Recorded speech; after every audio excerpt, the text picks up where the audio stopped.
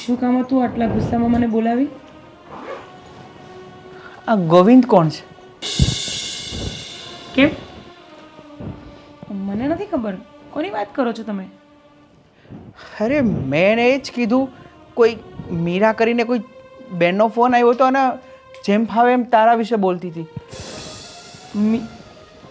કોનો ફોન આવ્યો હતો? કોઈ મીરા કરીને કોઈ બેન હતા. શું વાત કરતી હતી તમારી જોડે? મને કે તમારી પત્નીને સંભાળીને રાખો, શું કરો છો, અમારા હસબન્ડ જોડે એનું અફેર ચાલે છે. તો તમે શું કીધું? મેં તો ગચકાવી અને કીધું તારી પાસે કોઈ પ્રૂફ છે? તો કે હા પ્રૂફ છે. તો મેં એડ્રેસ મોકલ્યું છે, હમણાં આવશે. પણ તમે કેમ એવું કર્યું? અહીંયા કેમ બોલાવી એને? પણ તું એકદમ સાચી છે, મને તારા ઉપર પૂરેપૂરો ભરોસો છે. એટલે એ પણ આવે ને, ખબર પડે એને પણ. પણ રાજ, આપણે સોસાયટીમાં રહીએ છીએ અને સોસાયટીમાં ઝઘડા ન પોસાય આપણને. એ વાત તારી સાચી છે, હું માનું છું, પણ એને આવવા તો દે. દૂધનું દૂધ અને પાણીનું પાણી થઈ જાય. અરે ઘરમાં ઝઘડા કરીને શું ફાયદો છે? અરે એવું હોય તો આપણે બહાર મળી લઈશું એને. જો અંદર આવી શકું? હા, આવો આવો.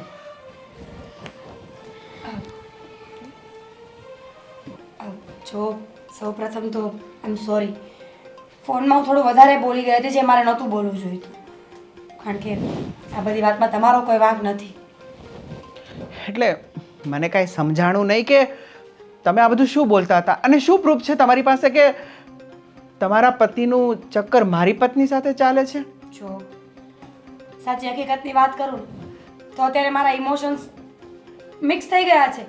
ખબર નથી પડતી કે રડું, હસું, કંઈ બોલું, ચૂપ રહું, ગુસ્સો કરું. હું ખરેખર અત્યારે સમજી નથી શકતી કે મારે આ વાત પર કઈ રીતે રિએક્ટ કરવું જોઈએ. તમે પણ તમારી એવું કંઈ છે જ નહીં કે તમે આટલું બધું બોલી રહ્યા છો ને રિએક્ટ કરી રહ્યા છો. હજી તો મેં શરૂઆત પણ નથી કરી. હા, અને કરતા પણ નહીં, કારણ કે કંઈ છે જ નહીં. વાતમાં જ કોઈ વાત નથી રાજ. મને તારા ઉપર ટ્રસ્ટ છે. અરે કાલ સવારનું કોઈ આવીને તારા વિશે કંઈ પણ બોલી જાય તો હું માની લઉં, એટલે તો બોલાવી છે અને કીધું પ્રૂફ આપો.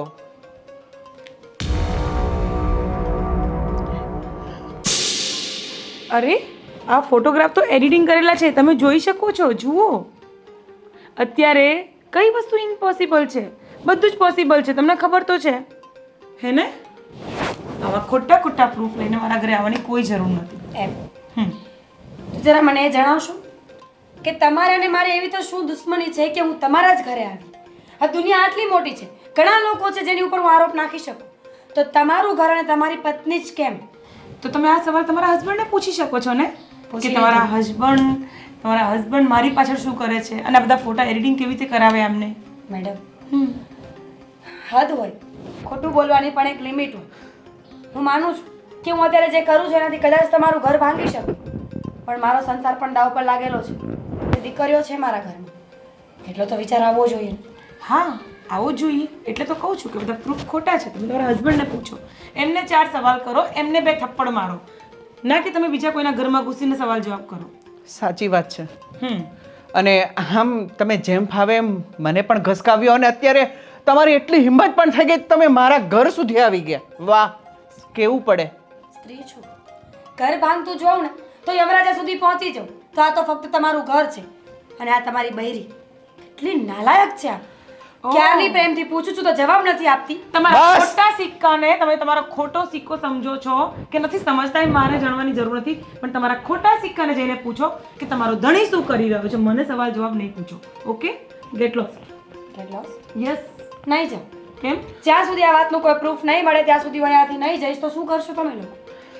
હા, અમે શું કરી શકવાના? તમે બેસો અને અમે નીકળી જઈએ બહાર. તમે સીધી રીતે માની જાઓ છો કે પછી આપણે આ વાતને આગળ વધારવી છે? ઓફકોર્સ. પહેલા તો નહીં રાજ, તમને મારી પર ભરોસો છે ને? મને તારા ઉપર ટ્રસ્ટ છે, હા. પણ ના ના, આને જે પ્રૂફ કરવું છે ને એને મને કરી લેવા દે. અને શું કહો છો તમે કે આગળની પ્રોસેસ તો કરીએ, આગળની પ્રોસેસ જે કરવી હોય ને એ કરીએ, એટલે દૂધનું દૂધ અને પાણીનું પાણી થઈ જાય. રાજ, તમને મારી પર ભરોસો છે ને? મેં તમને કીધું ને, તમે તમારા હસબન્ડને પૂછો, તમે એમની સાથે વાત કરી લો. એને તમે પૂછી લીધું છે, સમજાઈ ગયું ને? હું તમારા લોકો પર કેસ કરીશ. ઓહ, ધમકી આપો છો? બિલકુલ નહીં. પણ તું શું કરવા ડરે છે? કેસ શું? જે કરવું હોય ને એ કરી લેજો. ઠીક છે, કેસ કરીશ ને એટલે સાયબરમાંથી બધી ડિટેલ્સ નીકળશે આ ફોનની. WhatsApp messages, text messages, calls. પછી તો માનશો ને. વાંધો નહીં, તમે જે ચાહો એ કરી શકો છો. અત્યારે મારા ઘરેથી જાઓ. ઠીક છે, તો હું પ્રૂફ લઈને પાછી આવીશ. પાક્કું. તમારી રાહ જોઈશું અમે. અને તમારા માટે ખાસ સલાહ કે વિશ્વાસ કરવો જોઈએ પણ આંધળો નહીં. ધન્યવાદ. પોતાનો ધણી તો સંભાળાતો નથી અને આવી ગઈ આપણા ઘરમાં આગ લગાડવા. રાજ, રાજ, કેમ બેસી ગયા? શું થયું? સાચું કહું ને કામિની, તો એ વિડીયો એડિટ નહોતો લાગતો. એટલે તમે મારી પર શક કરી રહ્યા છો ને? તમે ઘરના વ્યક્તિ થઈને, મારા પોતાના પતિ થઈને તમે મારી પર શક કરો છો. હા, હું માનું છું કે મને ફ્રીડમ જોઈએ છે, મને આઝાદી જોઈએ છે, પણ એનો મતલબ એ નથી કે કોઈ પણ અવાલું મવાલું આવીને ઘરમાં આવીને કંઈ પણ બોલી જશે અને તમે કોઈ પણ વાત પર વિશ્વાસ કરી લેશો. તારી વાત સાચી છે, પણ કાલ સવારની કોઈ આવી અને મારા ઘરમાં તારા વિશે કંઈ પણ બોલી જાય તો એક પતિ તરીકે મને થોડું દુઃખ તો થાય જ ને. માનું છું તમારી વાત, પણ એવું કંઈ જ નથી. મેં એવું કોઈ કામ નથી કર્યું. યાદ રાખજે કામિની કે મેં ભગવાન કરતાં પણ વધારે ભરોસો તારા ઉપર કર્યો છે. જો આ વાતમાં થોડી પણ સચ્ચાઈ હશે ને તો મારાથી ભૂંડો બીજો કોઈ નહીં હોય. જેટલો પ્રેમ કરું છું ને એટલી નફરત કરતાં પણ મને આવડે છે. શું કહો છો પપ્પા? બેટા, શું મીરા વહુ કહે છે એ બધી વાત સાચી છે? નહીં નહીં પપ્પા, એમાં વધારે કંઈ જો મિત્રતા હોય, બીજું ખાસ બીજું કંઈ નહીં. અરે બેટા, મિત્રતા હોય ને ત્યાં સુધી સીમિત હોય ને તો ચાલે. આ વાત આગળ વધી ચૂકી છે અને કોઈ તું પર્સની પછાડી કે કોઈ બીજી છોકરી સાથે હરે છે, ફરે છે, નાસ્તા કરવા જાય છે, હોટલમાં જાય છે, રાત્રે મોડે સુધી આવે છે, તો આ બધું કંઈ યોગ્ય નથી. અરે ના, નહીં પપ્પા, આ તો હરે ફરે મિત્ર છે, બીજું ખાસ કંઈ નથી. અરે બેટા, પણ એની તારી સગાઈ થઈ હતી નાનપણમાં અને તે વાતને ઘણા વર્ષો વીતી ગયા અને તારા લગ્ન થઈ ગયા છે બીજે, તો પછી એ વાતને ભૂલી જવાની હોય, એની સાથે હરવાનું ફરવાનું નહીં હોય. અરે ભૂલી જાય, મને તે વસ્તુ યાદ નથી પપ્પા, પણ જો અનાયાસે અમે મળી. આવો મીરા બેટા. તું આજે તું વહેલી પાછી આવી કઈ? હા, કારણ કે હું ગયા જ નથી જોબ ઉપર. વહુ બેટા, કઈ તબિયત નથી સારી તમારી? રજા છે આજે? તો હાલ ક્યાંક બહાર ફરવા જઈએ. રજા બાપુજી, રજા રાખી હતી કારણ કે એક ખાસ કામ હતું ને કરવા જવું પડે એમ હતું આજે, એટલે એ કામ કરીને આવીશ. પણ બેટા, શું કામ કરીને આવ્યા છો? લાવ. અરે પપ્પા, શું છે? પણ વહુ બેટા, આ તો કોઈની કોલ ડિટેલ છે. હા, કોલ ડિટેલ્સ છે. નંબર ચેક કરો બાપુજી, એટલે હમણાં જ ખબર પડી જશે. અને હા, પાછળ વોટ્સએપ ચેટ પણ છે. પપ્પા પણ આ કોના છે આ નંબર? તમારા દીકરાને પૂછો, એક સરખા જ છે બધા. એ તમારો દીકરો કહે છે ને કે કોના નંબર છે. અરે પણ આ તું કોની સાથે 2 કલાક વાત કરે છે? અરે આ કેટલી બધી ડિટેલ છે આ બધી? તો ધનની વાત પપ્પા રવા દો ને એટલું. અરે બેટા, પણ એવો તો કેવો ધંધાદારી માણસ છે કે જેની સાથે તું આટલા કલાક વાત કરે છે? અરે આ એક જ નંબર છે બધા? હા, 99% એક જ નંબર પર વાત કરેલી છે. દિવસના 12 કલાકમાંથી 10.5 કલાક, 10 કલાક, 9 કલાક, ક્યારેક રાત્રે 2 વાગે, ક્યારેક રાત્રે 4 વાગે. અને હા, બિઝનેસમેન હોય ને કોઈ આવી રીતે રાતના તો વાત નહીં કરે, અને જે હોય ને સત્ય મને કહેજે કોણ છે આ બધું, ના શું છે આ? વહુ ક્યાંથી લાવ્યા છે આ બધું? બાપુજી પૂછો હવે, સત્ય હકીકત જાણવા માંગો છો તો હું વધારે નહીં છુપાવું. હા, હું કામિનીને પ્રેમ કરું છું. કામિનીને પ્રેમ કરે છે એટલે કોણ છે કામિની? એ જ કામિની છે જેની સાથે તમે મારી 5 વર્ષની ઉંમરે સગાઈ કરી હતી, અને પછી અમુક કારણોસર સગાઈ તૂટી ગઈ. એક મિનિટ, આ કામિની સાથે સગાઈ કરી હતી તમારી, તો મને કેમ નથી ખબર? અરે વહુ બેટા, એ તો બાળપણમાં હતું અને ત્યારે કર્યું હતું, અને એ તો બધું અમે ભૂલી ગયા છે, અને એ પણ ભૂલી ગયો છે. ભૂલી ગયો છે? બિલકુલ ભૂલ્યો નથી તમારો દીકરો.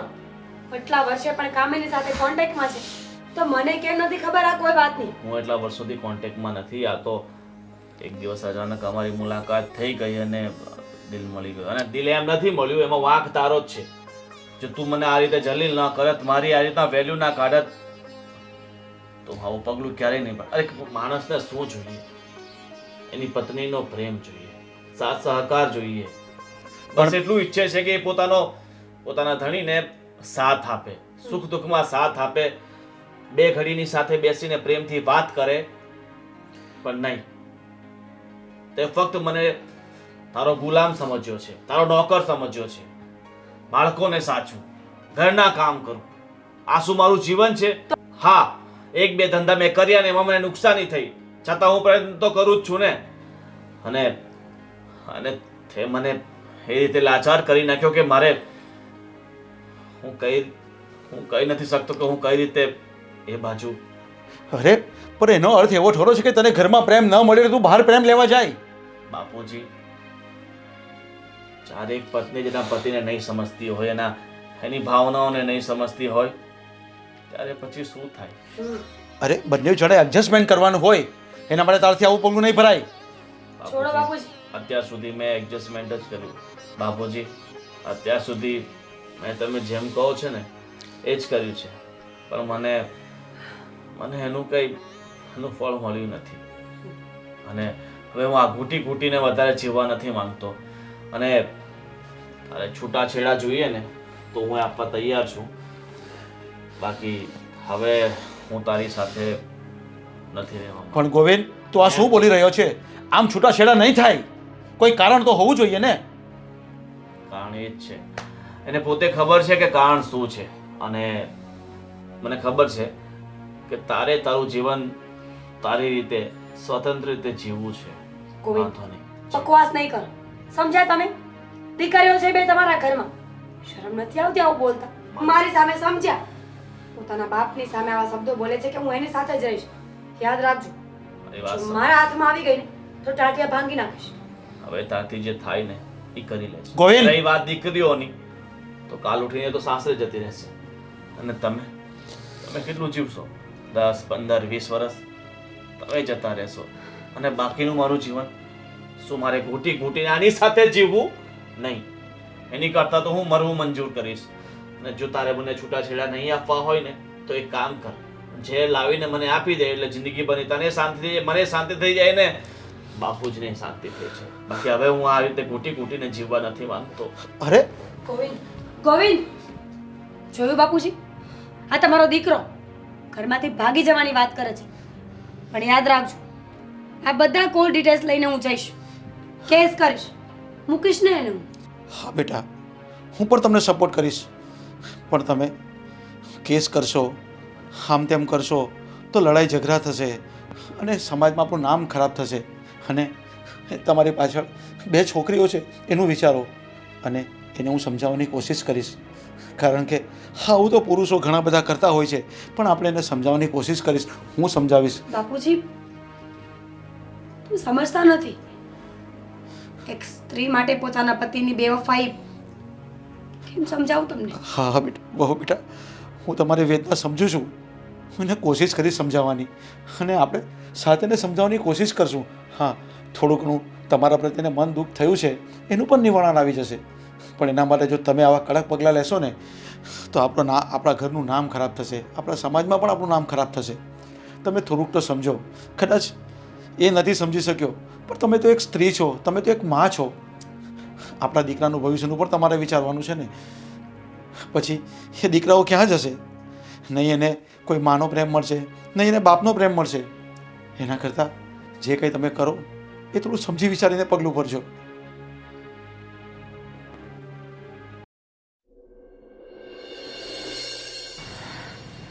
હવે અહીંયા કોઈ ટેન્શન જેવી તો કોઈ વાત નથી ને ગોવિંદ? જો એમ તો હવે રાજકોટ સુધી આપણું કોઈ ઓળખીતું છે નહીં, એટલે એમ ચિંતા જેવી વાત નથી. પણ હું શું કહું છું કે જ્યાં સુધી બધું ઠંડુ નહીં પડે ને ત્યાં સુધી આપણે આમ તેમ ક્યાંક બહાર જઈએ ને તો માસ્ક વાસ્ક લગાવીને નીકળવાનું, ઠીક છે? અને કામ વગર અત્યારે આપણે હોટલની બહાર નહીં નીકળવાનું, ઠીક છે? હા, પણ અહીંયા મારી એક ફ્રેન્ડ રહે છે રાજકોટમાં. નહીં, કોઈ ફ્રેન્ડ બ્રેન્ડના ત્યાં નહીં જવાનું, કારણ કે તારા હસબન્ડને તો ખબર જ હશે ને તારી કોણ ફ્રેન્ડ છે ને શું છે ને આ બધામાં નહીં પડવાનું. અત્યારે આપણે જે હોટલમાં છે ને તો સેફ છીએ. પણ હિંમત કરીને જતા રહીએ ને પાછા, ક્યાં સુધી રખડ કરીશું આવી રીતના? મારી વાત સાંભળ, અત્યારે આપણે જશું તો આપણને બંનેને છૂટા પાડી દેશે.